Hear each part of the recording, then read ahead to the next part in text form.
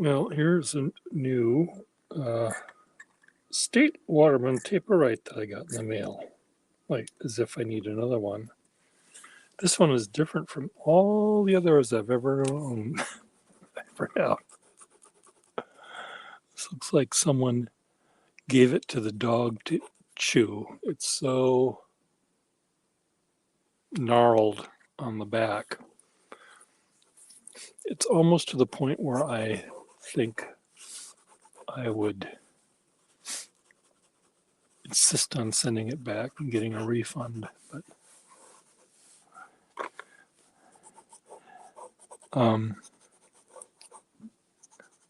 But the nib is really nice and it has its charms.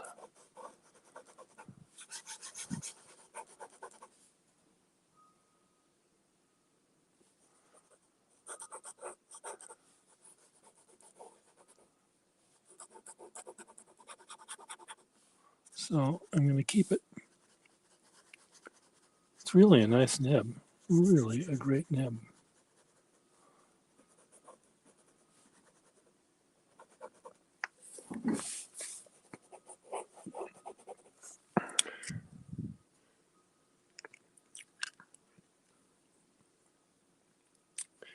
Look at the back.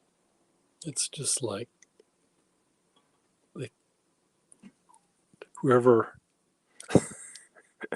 owned this pen loved chewing on their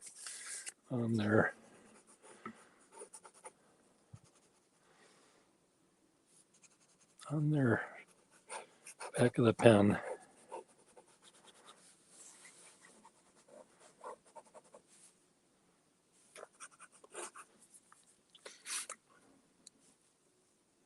Hello, Jacob. How are you?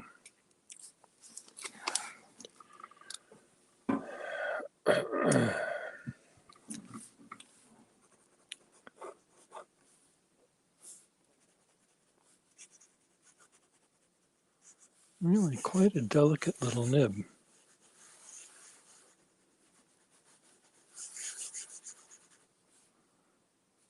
This might be one of my very favorite Taperites. Really quite amazing. Oh, through Wesky. Okay, yeah, Wesky's a good guy.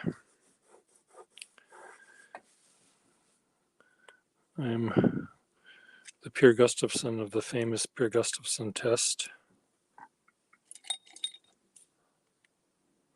And look, this is a slightly shorter cap. Huh. Oh, very weird. How many different caps did this pen have? I wonder.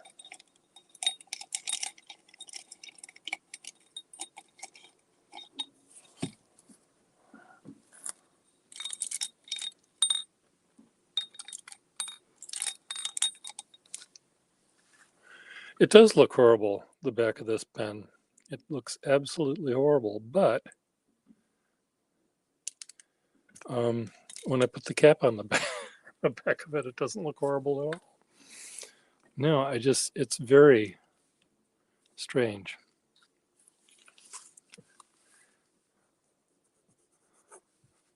That is for sure.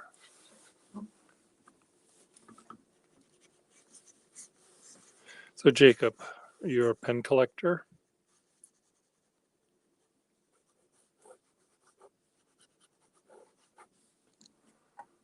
Or a pen user?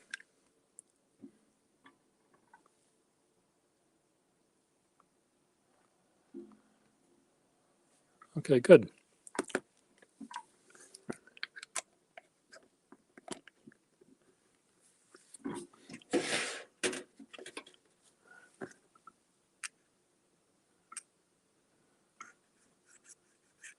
This isn't as short as the shortest ones, I don't think.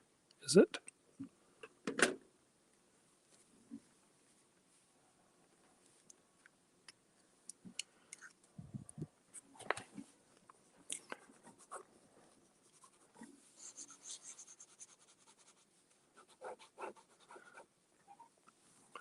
You've got me thinking. I'll be back in 1 minute.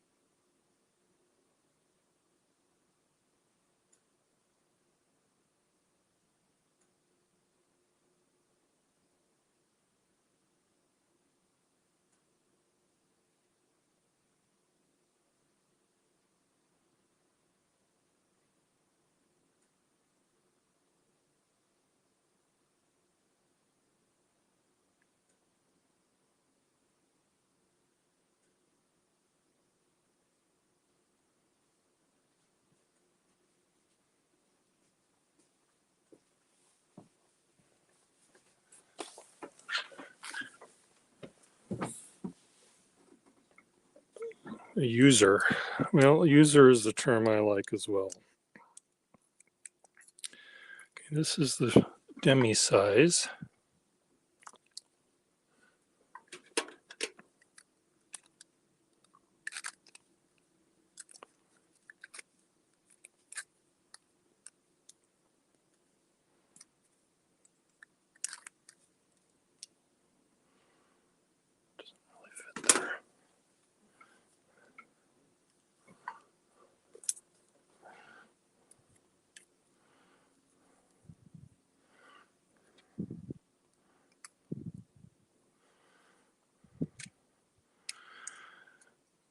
I don't understand this cap.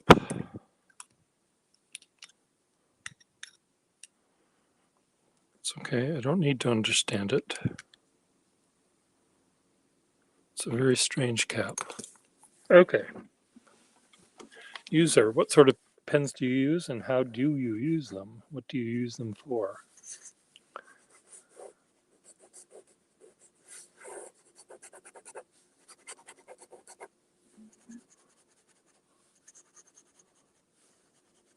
Jacob. Jacob.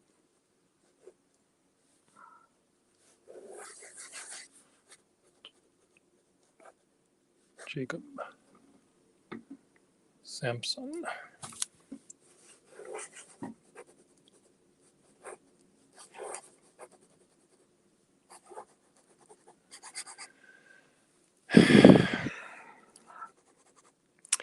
It's a new Taperite, new to me, just came today in the mail, and it has the most chewed up back end of a pen I think I've ever seen in my life.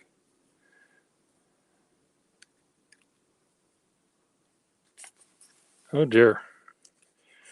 Transcribing the Hobbit. Well, that's a good way to do it.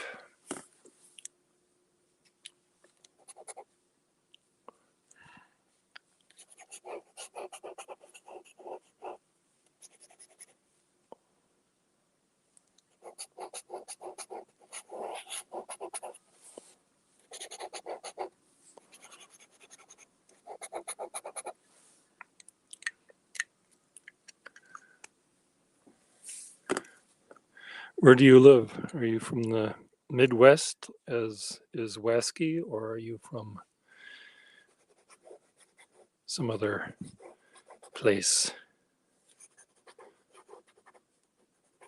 This is a nice little beefy pen here.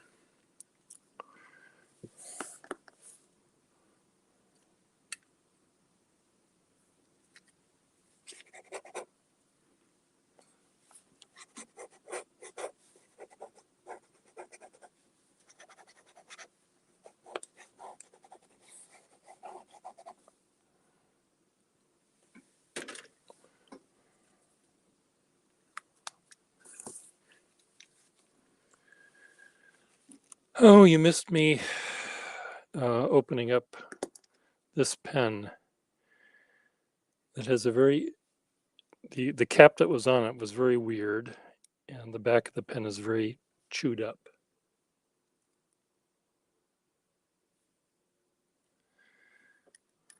But I'll come up with a story of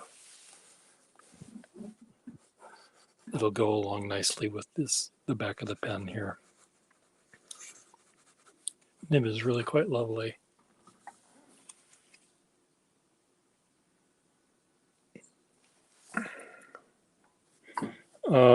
No, I'm not really an italic kind of guy.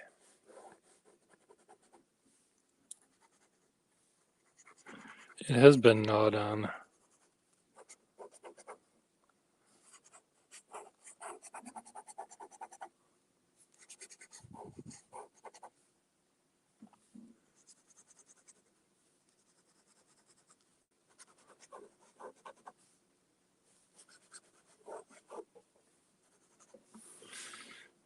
I was suddenly thinking of a very bad joke. If I were on a date with this man and saw his pen, I might go home early. Can I say that on TV? Is that just too disgusting? Oh, I'm sure some of you are laughing.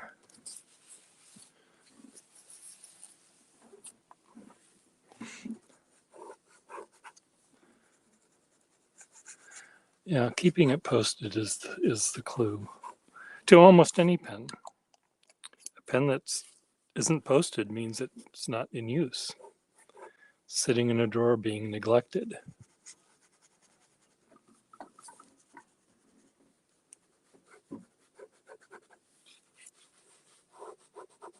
But what was interesting about this pen is this cap that came with it.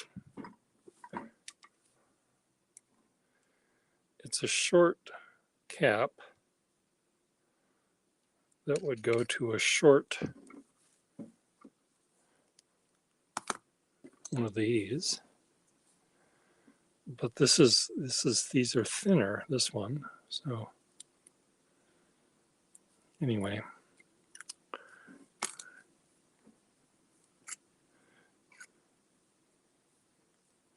I think I'll save this and try to find the correct pen for it. Meanwhile, I've got this one now on this pen, which works fine.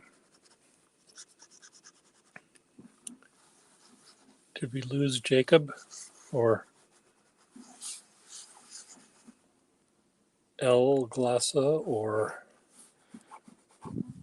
anyone because of the joke I just said? I hope not. I would hate to have anything like that get in the way of someone appreciating my channel.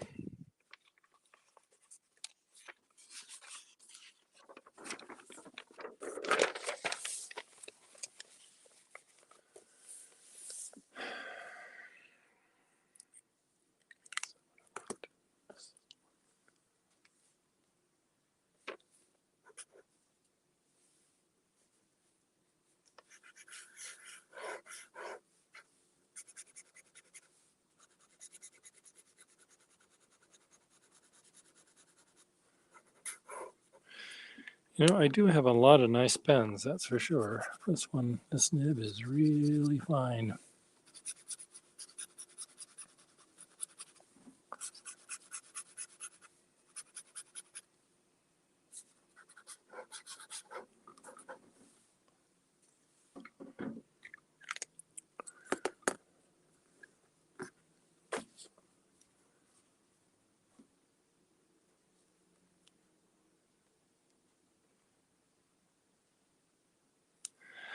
Yeah, well, we drag things into the. I think we didn't get it. Okay, that's fine. Uh,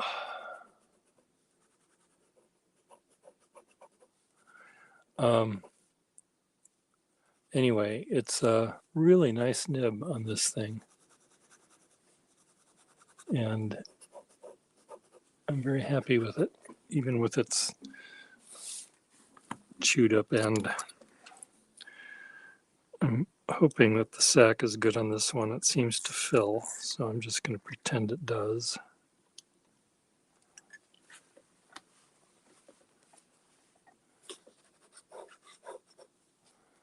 And I'll do some drawings with this later today.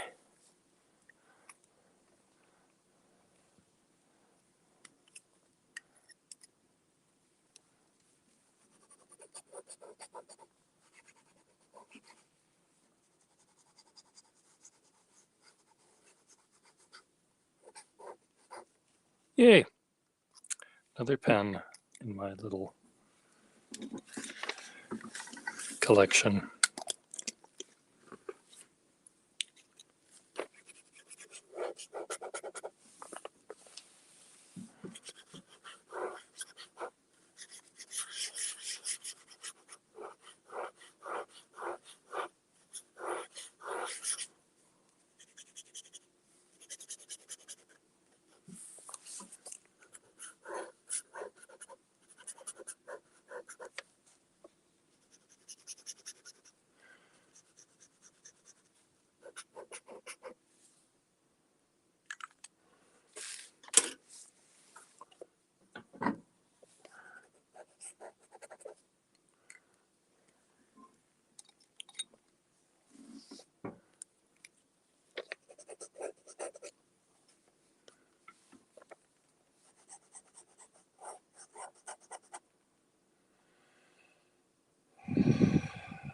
Well, I would choose a taper right if I was doing figure drawing, because I would like to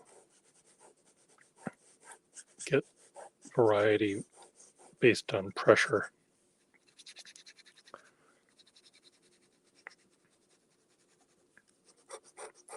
'51, the Johnny One notedness of any pen uh, isn't good for me for drawing. I like a little bit of oomph to it. Well, this is a Taperite. It's the Waterman version of the Parker 51. Parker 51 was a very popular pen, and everyone tried to copy it, get as close as they could to its cool hooded nib design, but they couldn't completely copy it. So more of the nib is showing, and because more of the nib is showing, it's more usually they're flexible. They can be flexible. So the Taperite, which is what this is, I can get thin and thick based on pressure. And if this was a 51 in my hand, I would not be able to get that degree. Here's something that's almost a 51. This is a Parker 21, but the same kind of very tiny little point coming out of it. And because there's so little exposed, it makes a line that's very uniform. And it's perfectly fine. It helps when I use those pens. I tend to focus more on what I'm thinking about, and I can come up with a text to a letter I'm going to write or something like that. But a Taperite allows me more variety.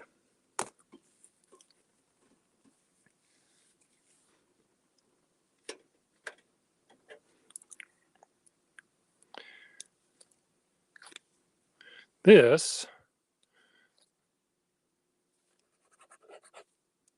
is a Waterman pen that I just switched this cap for, and this cap almost works on this pen. I think it's not exactly correct, but it will do.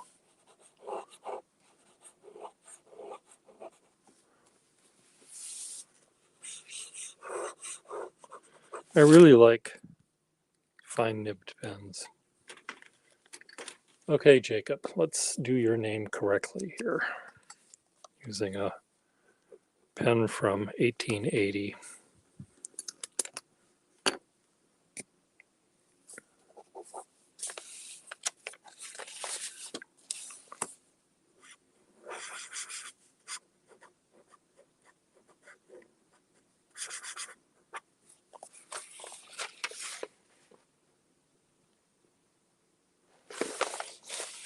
This is a nice flexible nib.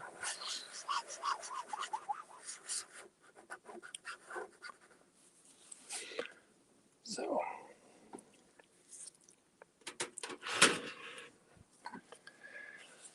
back to the Taper-Rite though. My newest pen. Is that this one? Yes.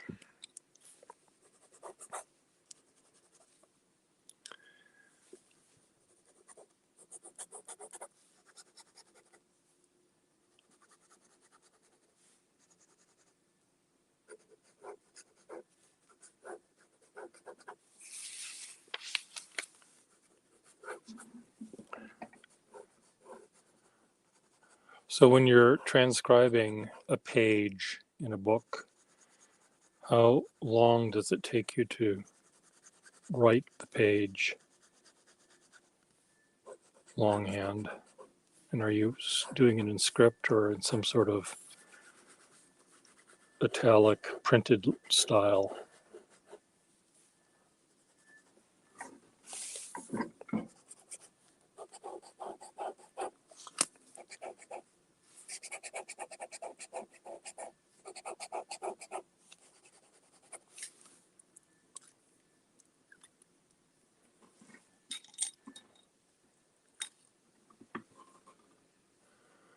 This is my second newest pen.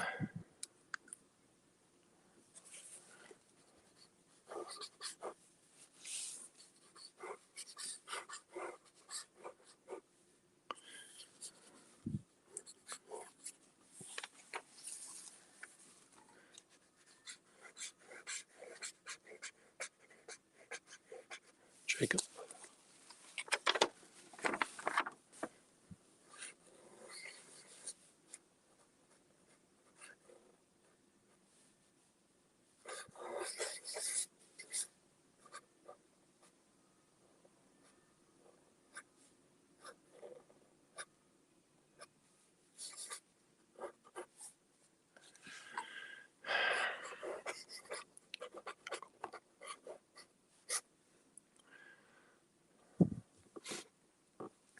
This is a gold fill overlay.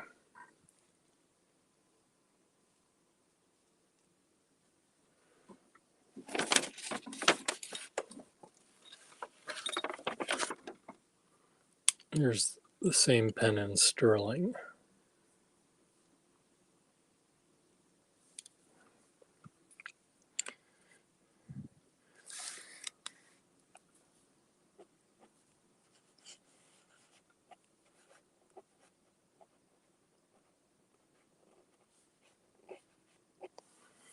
Such a beautiful pen this is, this nib. Jakob.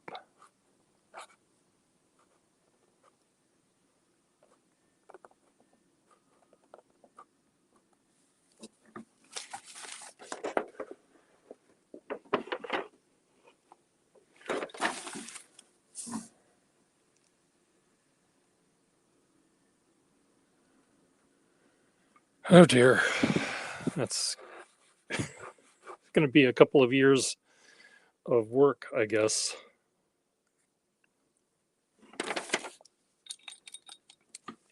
But it's good.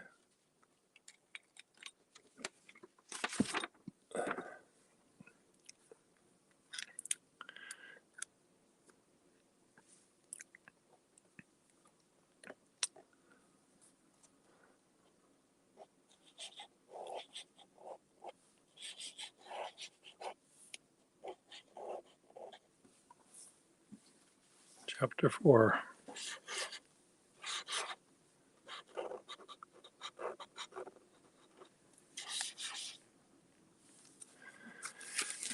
What do you do in the real world when you're not transcribing?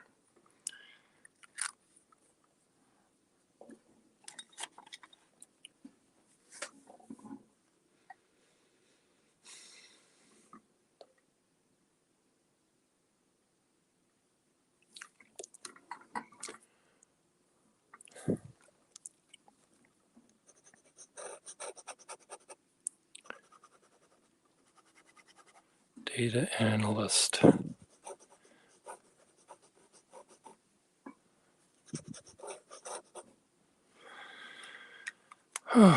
Cool.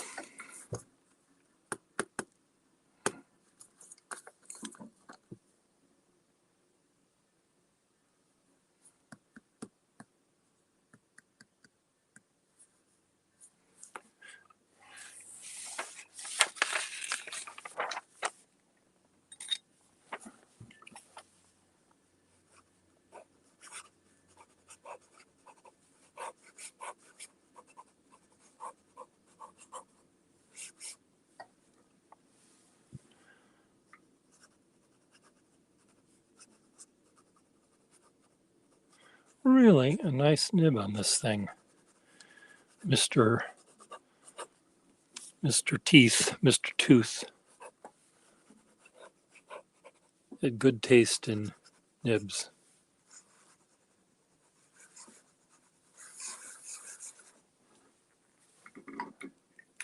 That Mr. Tooth had.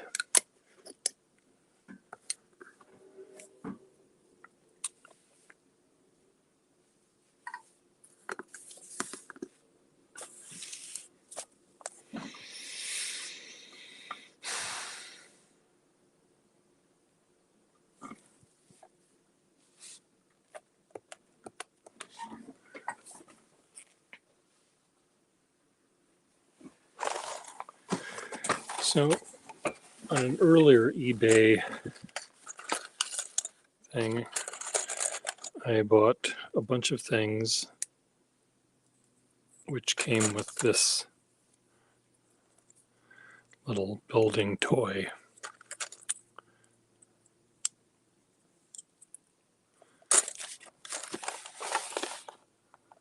Building toy, Diskit building toy.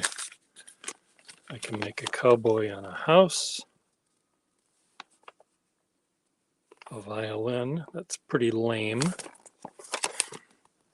In fact, most of these are pretty lame.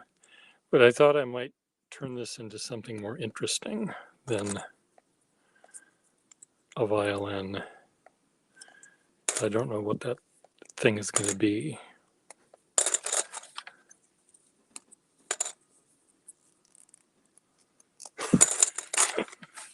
The guy on the date. Okay. Well, it was an off-color joke.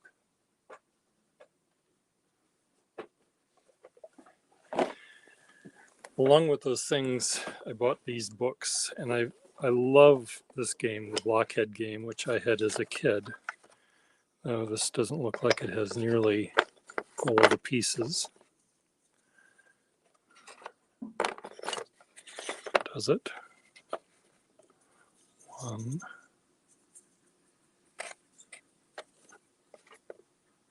2,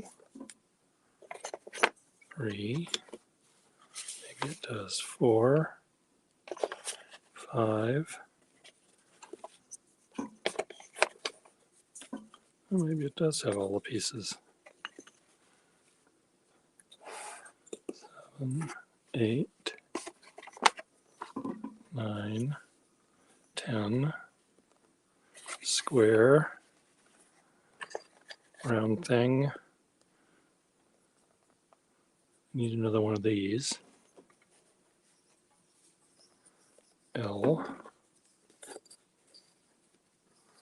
This. That. Another square thing. I guess it does have all the pieces. maybe over. Anyway, I have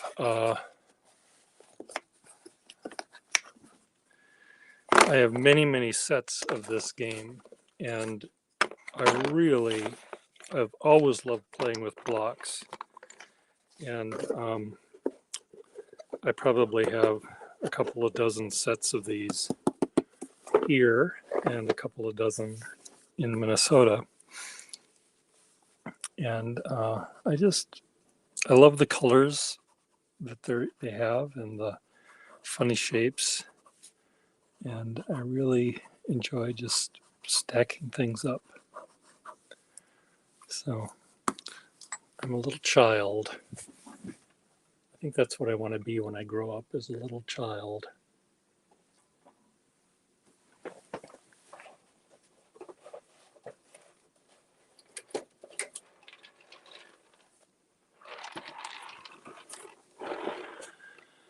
Color Do. Jeu de construction multicouleur. So this is like Light Bright without the electricity. That's what this game is.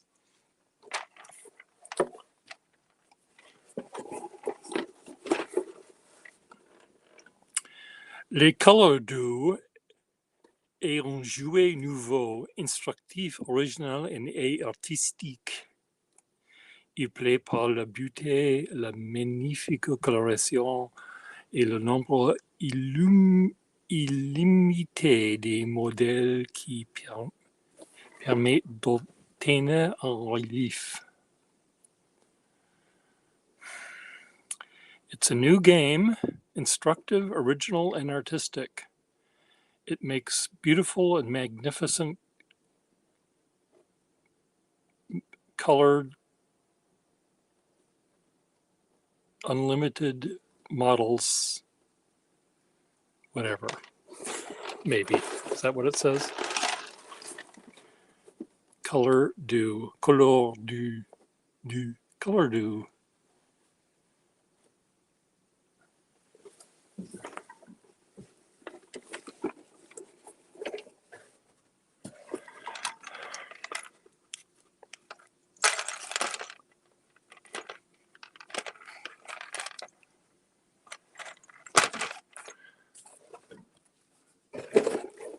I don't know if I can make a clock tower.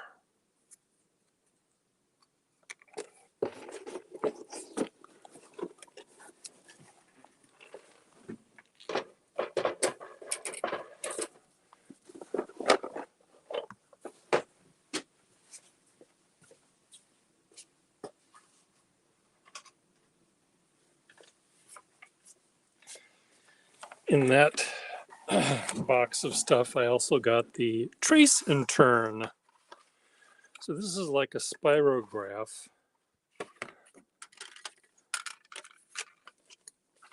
for dummies or something. So here's our wheel. Oh, I see. I do this, and then I turn it, and I trace and turn and trace and turn, and when I'm done, provided I don't fall asleep between now and then, I'll have a beautiful. Okay, this is going to be rewrapped and given to the. No. Okay, I can see why this didn't catch on.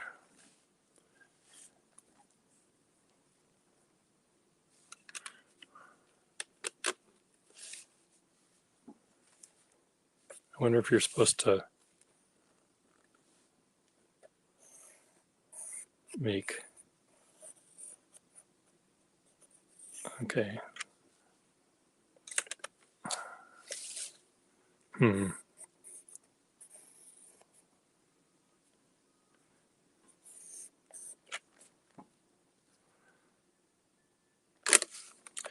Okay.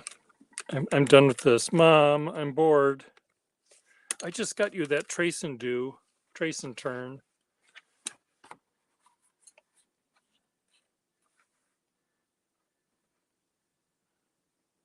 Complete with imaginative drawing Troy for geometric designing.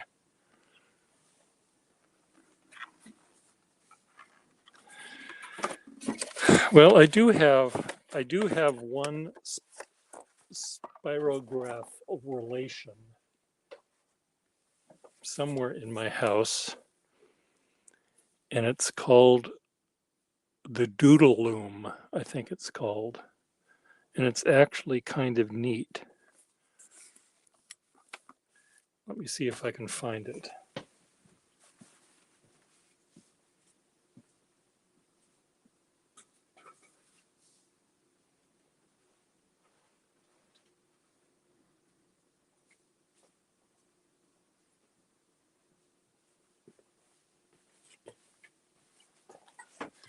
I did. It was formerly called the Hoot Nanny, magic designer for boys and girls. So here, somehow, ah,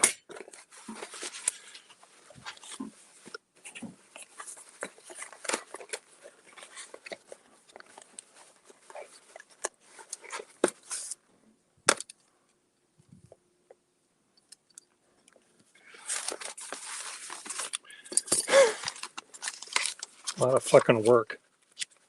You take out your piece of paper, attach it to our device somehow.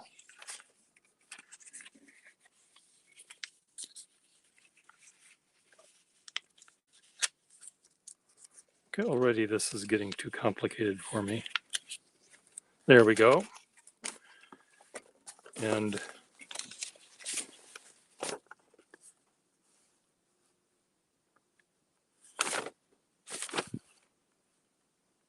circle stud,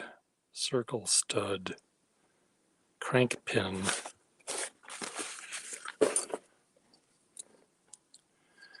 I think you're supposed to put a little tiny pencil in here.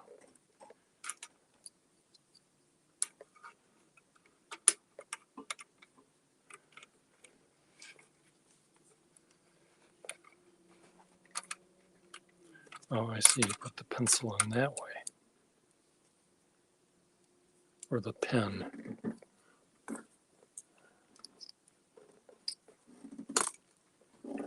Come on, Pierre. Let's get with the program here.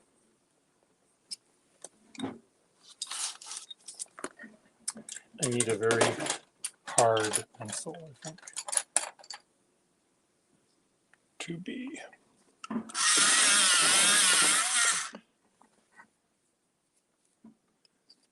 Aha! Okay, so I put this at D and put this at D. Put my fingers here and turn the crank. You can see how well it works. Magic Designer.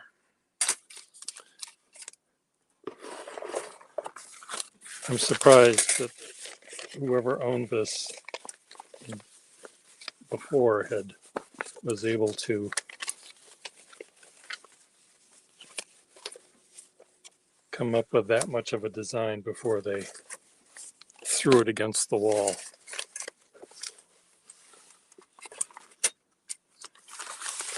I do have another one of these, and it wasn't called Hoot Nanny, it was called Doodle Loom.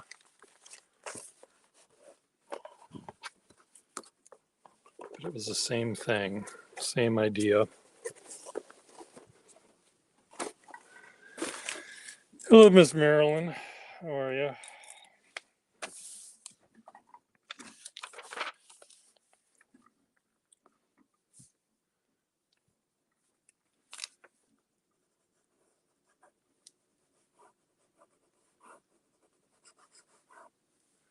Got this pen in the mail. today. It has lots of teeth marks on the back, which I don't think was mentioned in the description of the pen.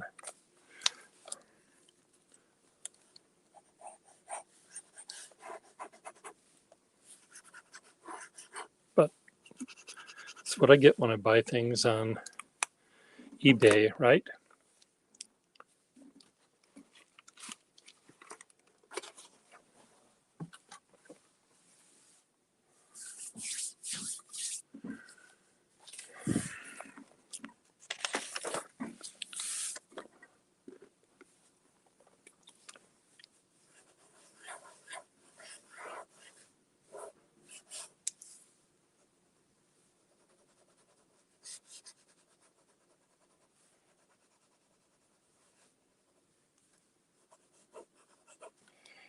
Okay, folks, I'm heading off. I have to sit down and do some other stuff here. Be good, everyone.